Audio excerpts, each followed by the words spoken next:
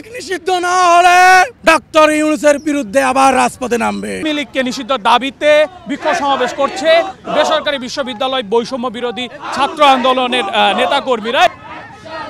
একটু আগে তারা একটা ইফতার মাহফিলের আয়োজন করে এবং ইফতার মাহফিলের পরে পূর্বাচলের থেকে 300 ফিট থেকে সম্মিলিত বেসরকারি বিশ্ববিদ্যালয় বৈষম্য বিরোধী ছাত্র আন্দোলন অবিলম্বে আওয়ামী লীগকে নিষিদ্ধ এবং গণহত্যার বিচার দ্রুতকরণের দাবিতে বিক্ষোভ সমাবেশ ডেকেছে এবং সেই বিক্ষোভ সমাবেশটা আপনারা দেখতে পাচ্ছেন যে এখন কিন্তু তারা একটি বিক্ষোভ সমাবেশ নিয়ে কুড়িলের দিকে যাচ্ছেন এবং তারা বিভিন্ন স্লোগান দিচ্ছেন। আমরা একটু দুই একজন একটু বৈষম্য বিরোধী নেতাকর্মীদের সাথে কথা বলবো যে তাদের দাবিটি কি। আমরা একটু কথা বলবো দুই একজনের সাথে যে আপনাদের দাবি চাচ্ছেন।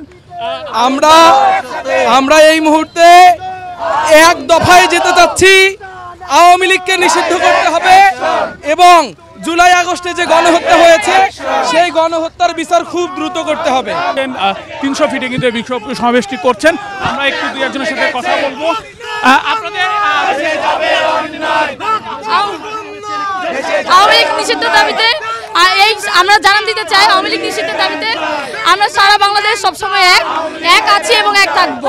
আমরা আজকে প্রাইভেট থেকে একটা কর্মসূচি পালন করতেছি আওয়ামী লীগ নিষিদ্ধের দাবিতে।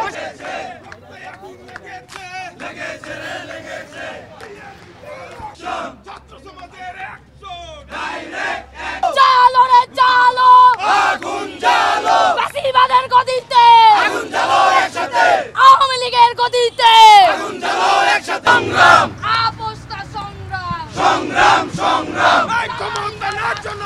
আমাদের মূল দাবি আওয়ামী লীগকে নিষিদ্ধ করতে হবে, ছাত্রলীগকে নিষিদ্ধ করতে হবে। যারা আমাদের ভাইকে আমাদেরকে নিয়মিত অত্যাচার করেছে আন্দোলনের সময় এবং আন্দোলনের পরবর্তী সময়তেও তারা কিন্তু থামেনি, তাদেরকে ব্যান করতে হবে, করতেই হবে, কোনোভাবে এটার কোনো ধরনের অপসারণ নাই।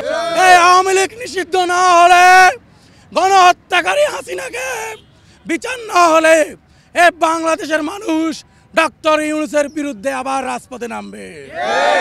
কোন নির্বাচন হবে না যদি আমার ভাইয়ের বিচার না হওয়া পর্যন্ত কোন নির্বাচনের ডিক্লেয়ার আমরা মানি না। ভারতের ইন্ধনে খুনি হাসিনা আমাদের একজন সন্ত্রাসী, একজন গণহত্যাকারীকে ভারতে আশ্রয় প্রশ্রয় দিয়ে রাখছে। এই গণহত্যাকারী শেখ হাসিনাকে ভারত সরকার অনতিবিলম্বে বাংলাদেশকে ফেরত দিতে হবে। এই হাসিনাকে বাংলাদেশে নিয়ে এসে তাকে ফাঁসির কাঠগড়ায় দাঁড় করাতে হবে। তার বিচার এই বাংলাদেশের মানুষ, এই বাংলাদেশের জনগণ করবে। সার্জিস হাসনাত নাহিদরা বিবি হারুনের কার্যালয়ে ছিলেন, তখন আমি সিটিটিসিতে আমি বন্দিরত অবস্থায় ছিলাম। তাদের মতো আমরা বাইরে ওই স্বাধীনতা পাই নাই। আমি দেখেছি জানলা দিয়ে তারা ডিবি অফিসের সামনে যে পুকুর ছিল ওই পুকুরে বসে তারা কফি খেয়েছে।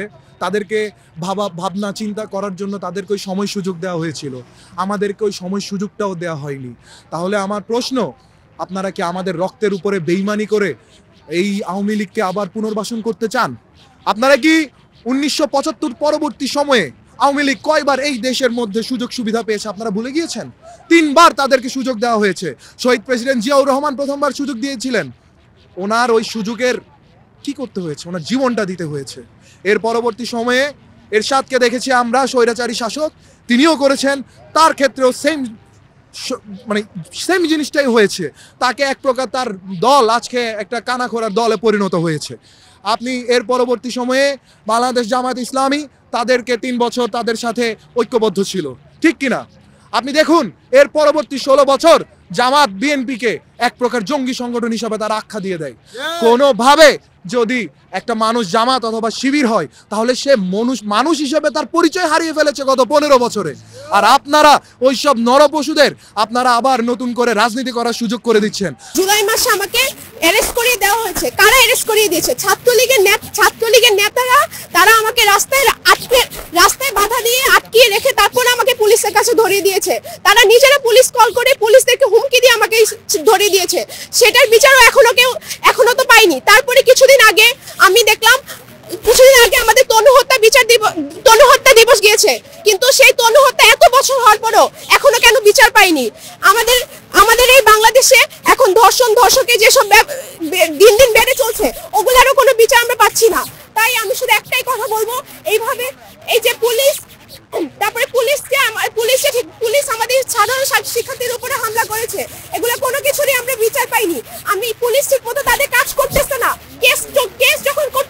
তারা একটা কেস ঠিক মতো নিচ্ছে না।